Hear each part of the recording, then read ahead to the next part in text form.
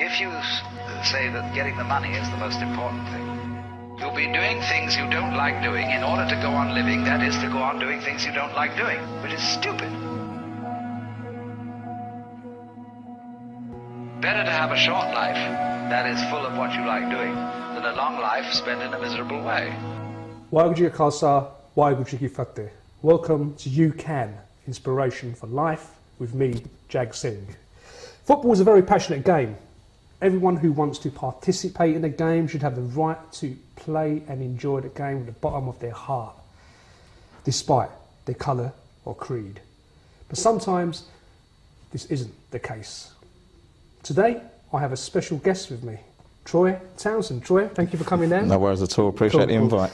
Troy Townsend is the Educational Development Manager for an organisation called Kick It Out. So Troy, thanks for coming down. No worries. Please tell us a bit more about the organisation. Well, first and foremost, we're only a small charity that works within football. We're football's anti-discrimination charity. We work right across the 92 professional clubs. We work in grassroots and communities, and basically spreading the message of equality all the way through. Now, we're funded by football's major bodies, which is the FA, the Premier League, the PFA. But we're only funded a small amount, so normally people think, well, if you're funded by those organisations, you must have massive amounts of money. We have a small office that's based above a Pizza Express, so that will probably let you know about our status. Only 13 members of staff, so when you think about all the areas that I've just said that we work in, you can see that we've only got a small number of staff to really actively do that work. Personally, myself, I work within going around to all the football academies and talking to their young scholars, 16 to 18-year-olds, just about education and what it's like to be a footballer and discrimination within all that part of it as well.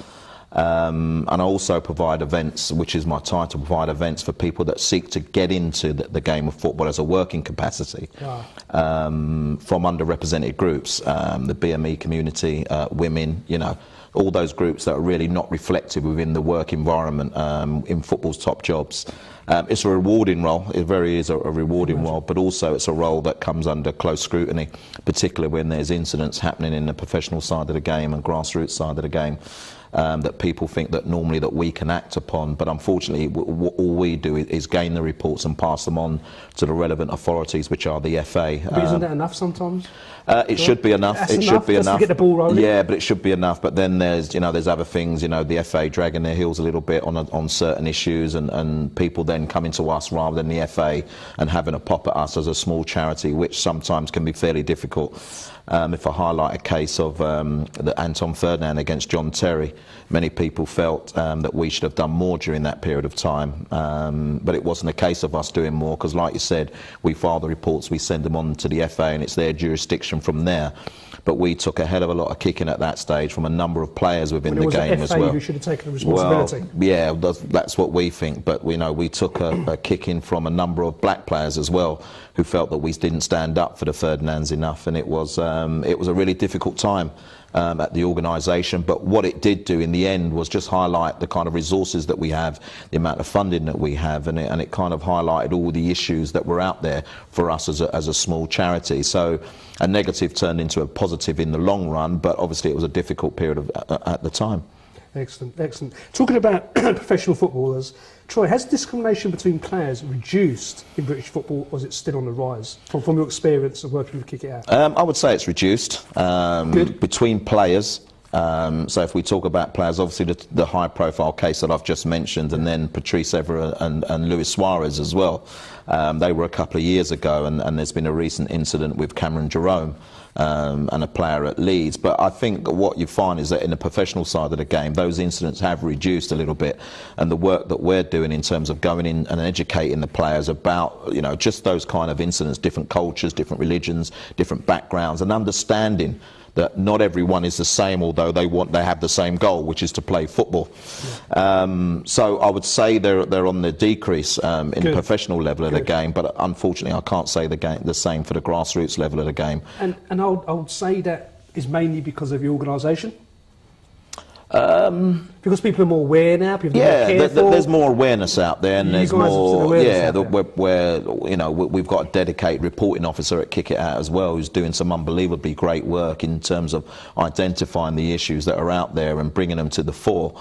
So I suppose I would like to take a lot of credit for that, but you know, like I said, let's not go too far, because there's still a tremendous amount of work to be done in terms of eradicating discrimination in all its formats out of the game. So what you're saying is you've done good, but you still think you can do better? Yeah, there's still a lot more to be done, more to be done. And that's the fire I think we need in this country to eliminate this abuse that happens. Yeah. That's the fire, and I think you've got the fire there, Troy. And it's down to the major authorities as well. We need to start collectively coming together and making a stand against the kind of acts of discrimination that are out there, but also, you know, government needs to be involved as well, because these acts of discrimination are against the law. Exactly. So the government needs to get involved, and there needs to be a stand made. But you know, every time there's an incident in Europe and UEFA and FIFA hand out paltry fines, then it kind of sets the whole game back a little bit. You know, crowd closures or £10,000 for a racial act, which is not enough really when you consider that a player was fined £90,000 for just wearing some branding on his pants. So you know, that kind of shows where we are in terms of discrimination and racism and discrimination within the game still. Excellent. Do you get a lot of players and fans come forward and challenge discrimination? I think players are more aware now to challenge it. Like I said to you, I think that we're in a better place now, but I think players at a professional level will kind of make a stand now, will not accept if they are being abused by fans themselves. There's been a number of players that have identified fans and pointed fans out if they can, you know, obviously identify them in a crowd. Now, so that's never happened before. In the 70s and 80s, that just didn't happen, did it? That to me is good. Because I think in the 70s and 80s, the players were unsure of the process and the procedures and what to do. I think now there's clearer lines in terms of reporting. I think black players growing up in the 70s and 80s used to just accept it and allow their ability to come to the fore. I'll show them. Yeah, but you know, at the end of the day, why should they play the game and be a target for abuse? I don't think that's right in anyone's language. But unfortunately, we still have fans that take it to that level. And in terms of fans, there are fans that do, as we say, shop other fans in, or you know, let them know that, you know, there's a person or a group of fans over there. But sometimes there's a fear factor behind that as well, in terms of if you're an individual who identifies like a group of fans singing, you know, racist abuse, do you actually call them out because they could turn on you, even though they're supposedly your own fans? So it's a very fine line. But like I said to you, I think there's more awareness now of the kind of work that we're doing and the procedures and of reporting, that, you know, people should now feel comfortable, about possibly, you know, reporting or shopping someone in, as you say. Excellent. So it doesn't matter if you're a top profile player or even just play for your local community team. Don't suffer discrimination. Make sure you get in touch with Kick It Out. Troy, have you got an app or an email that people can contact you on? Yeah, we've got a downloadable app now that's available on iPhones in the App Store and on Android as well, which is just the Kick It Out app. And on that you can report anonymously. If you wanted to, that comes straight through to us at Kick It Out, and then we receive the information that's put in there, which is quite detailed because it goes right down to the seat that a person could be sitting in. And if they're a season ticket holder, then they obviously can be identified right through the system.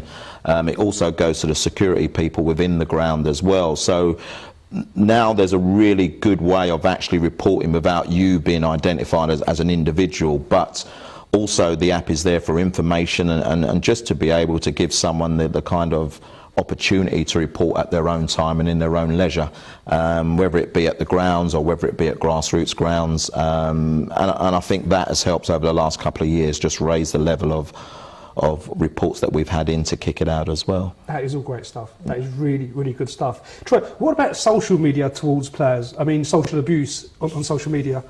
What can someone listening out experiencing social media abuse, and what advice would you give them? Well, that's social media, unfortunately, is a difficult one because it's almost like people on Twitter and Facebook, etc., are given license to talk freely without the people that own those forums, really shutting their profiles down. We've done a lot of work around social media, and it's quite easy to target a professional player on social media because it doesn't have to be your profile picture, it doesn't even have to be your name, you don't have to sign up. And we released a report a couple of months ago that that highlighted that Mario Balotelli was the highest reports into him of social media abuse, quickly followed by someone like Daniel Welbeck. Wow. So you can see that black players are being targeted on social media, and it can be just a simple thing, like just a simple tweet that they put out that has no relevance to anybody else, and yet they could be getting called the N-word or various other words as well. So we pick up obviously a lot of reports on social media and put them through to kind of like the police of social media, which is True Vision. But even that is a very difficult and long process, that takes quite a bit of time, and I think there needs to be, again, a coming together of Twitter themselves and a recognition that their platform is being used openly to discriminate against professional people, because we ask our professional people to talk to their fans. We ask them to be in touch and be closer with the fans and people that adore them, but yet when they do, they're getting abused. It becomes really, really difficult to encourage them to stay on the platforms as well, where some players have quite rightly come off the platform because they don't need that level of abuse. And that's wrong, being abused is degrading, no matter who you are, and belittling someone like some of these fans do. And sometimes I don't even want to call them fans, because I don't think some of them have ever been inside a ground, but they find it easy to tap away behind a typewriter or on their phones. And just hand out this kind of abuse that is not right, and we've had people as young as 13 years of age who have had a knock on the door from the police because they have been abusing our star players, and they've had to go through. Well, action is being taken, probably not enough if you ask me, but you have to start somewhere, and I think at the end of the day, if we can highlight these cases and let people know that they won't get away with these kinds of these acts of discrimination, then better the place will be in a couple of years' time, that's for sure. I mean, you may say you've got a small office, you may say you're a registered charity, but I'll tell you one thing, Troy, I think you guys are doing a great job out there. Thank you very much. Is there anyone of your colleagues you'd like to mention on here who's on your team, who works with you side by side? Because I'd like to say thank you to the whole lot of them. The reporting, it's easy to say, well, it's not easy to say thank you to all of them, but everyone needs praise. But our reporting officer, who has to deal with a lot of the information that we've just been talking about today, Anna Johnson, who has to come with high praise. She's dedicated to her role, and she understands it down to a T, and she has produced some quite worrying stats and figures about kind of abuse on social media, but just abuse in general. But at the end of the day, you have to applaud someone like that who is putting that kind of information out there that stuns people. That's it. And that makes people think that maybe this place, this country that we're in is not the place that we thought it is, and we all need to collectively work together to try and make the game a better place to play in, and also for people to watch as well. Because it impacts on everyone. Excellent. Troy, how did you become a part of this great organisation? I mean, what happened? How did it trigger off? And how can we sit in this chair right now? There's good stuff out there for the people. Well, it was 4 years ago now. I'm a former school teacher, a PE teacher, and I wanted a change in kind of like what I was doing. I've been a grassroots coach for more than 30 years. I've an ex-player that got released at a young age, and I've been a non-league manager, and I've been quite fortunate the way that I feel in terms of working within football. But I saw coming to Kick It Out as an opportunity to affect the game at another level, and I went to an event that they had in London, and I liked what I saw, and I kind of thought that I didn't know how I would get in there, but there was if I could, then I would. And luckily, within 6 weeks, that there was a volunteering opportunity coming up, and I went and volunteered at the organisation, which was supposed to only be for 3 months. Ended up volunteering for 9 months, and which was quite difficult. There was it wasn't really paying me money; it was expenses, but you still carried on. I carried on and wanted to prove that I could make a change within a great organisation, and I was quite fortunate because the person that was in my role before, Earl Barrett, who's used to play for Aston Villa and Everton and ex-England international as well, had a desire to go back to coaching. And he managed to get a role at Stoke City Football Club, and because of the work that I was doing underneath him, kind of elevated me to the role that I'm in today. So, you know, I'm thankful for Earl for moving on. And instantly you enjoy it. You enjoy it. The goodness, you enjoy the goodness you're getting out of it. The good side of it is you know, trying to affect young players and let them understand that they have a role model status and the impact that they can have on the game. Helping people find opportunities within football where normally it is a closed door, and I'm one that can kind of vouch for that, but also just working within the game and the kind of people that you meet, and you know, the stories that you hear. And you know, last week I was with Cyril Regis and Brendan Batson, who are two of the greatest black role models that there can be in the game. And hearing some of the stuff that they had to go through in the 70s and 80s with a young man called Laurie Cunningham. And just being a part of that whole setup, you know, people that I used to turn on the TV and watch and wanted to be like, but now to be able to rub shoulders with them and to work with them is an unbelievable thing. Excellent, excellent. Troy, please tell me about the Raise Your Game conferences that are held by the Kick It Out authorities. Yeah, that's my project as it goes. Raise Your Game is literally, we've spoken about it a little bit, is literally about just helping people find opportunities. So the last one was last month, was in April now, at the Emirates Stadium. And what we do, we provide, we had over 100 mentors, so people working within football throughout media, admin, coaching, just community work, refereeing, work of licensed agents. We had over 100 mentors, people that are working within the game, offering advice, one-to-one advice So we had over 300 mentees, we call them, people seeking advice, 100 mentors. We had 3 separate workshops, which was coaching workshop, a media workshop and a careers workshop as well.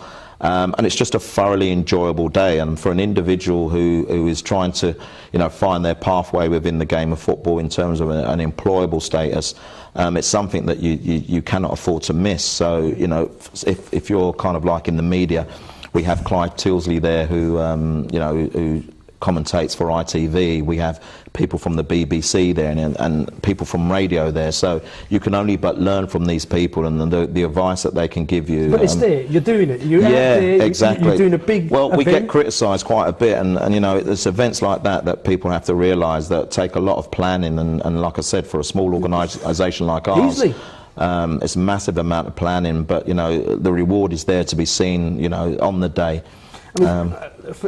Criticism will always come, but to me, the self-fulfilment you get from doing that, when you walk away from it, you know you're shutting the gates, and you just finished the day for you, I can imagine, would be...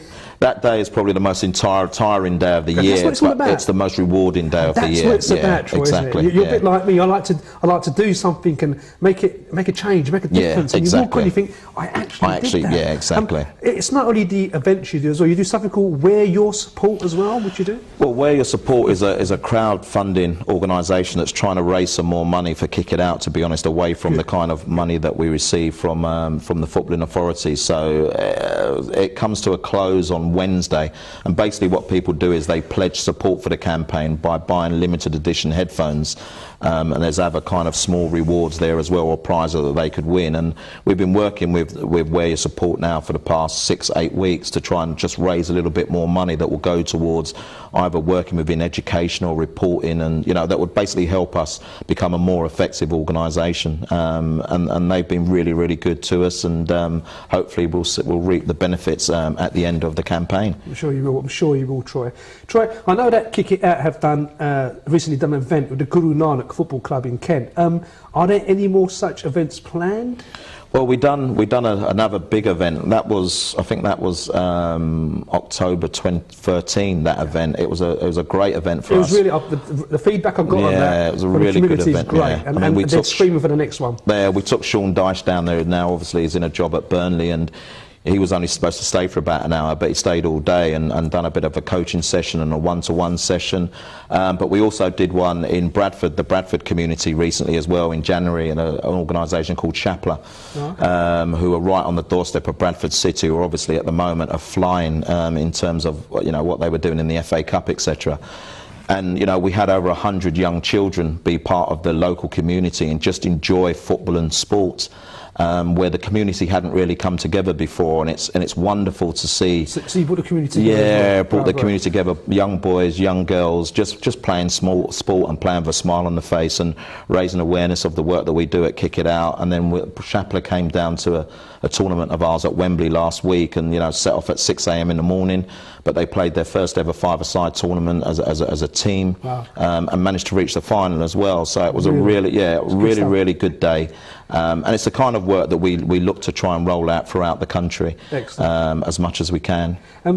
Troy, I'm an optimist, and I believe that the Martin Luther Kings, the Gandhis out there, the message you're carrying right now, I mean, we're in 2015. Shouldn't this have been abolished by now? Well, we'd like to think so, no? But you know, at the end of the day, I know it's reduced. Like you said before, it's reduced. But you say that, but the country opened its gates, and when the country opened its gates, it brought in, you know, more people from different countries and different backgrounds, and with that, there's always a challenge. And there's a challenge in society first and foremost, and you know, the football is only reflective of society. People think that football is like this massive game that over subsides society. Well, it doesn't, unfortunately. And when you get people come in from different backgrounds, they see things slightly differently, or have lived things slightly differently. So, you know, I would like to think that in 4 or 5 years' time, with the amount of work that's being put into the game now, we may be in a better place, but there's still plenty of challenges out there. Troy, this wouldn't be possible without your support. So you did a great job out there, and I'd like to thank you and your whole organisation for the hard work you're doing. If you truly believe that you want to play football, the bottom of your heart, don't let no one stop you. If you're not good, train. With hard work and determination, you can become the best footballer out there. Would you agree? I would agree with that, without doubt. It's all about you, the individual, just working hard for yourself. And trying to be your best that you can, and not letting anyone put you down, and believing in your ability. Sometimes young players get their ability knocked out of them at a very young age, but believe in who you are and believe in what you can achieve. That's the thing, at a young age. An adult maybe can handle it and deal with it, but the youngsters sometimes might have a bit of problem confronting people, speaking to them about it. Yeah, it's difficult for a young player nowadays. You know, at the end of the day, we like to see our young people express themselves, but some people like to knock it out of them.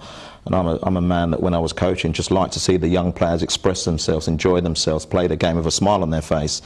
Unfortunately, we have other coaches that see the game in a different way, and until we can get that balance right, you know, we're going to lose more than what we gain. But we have tremendous amount of talent in this country, and I think sometimes we don't trust our young talent enough, and I think that's a big word as well, is trust.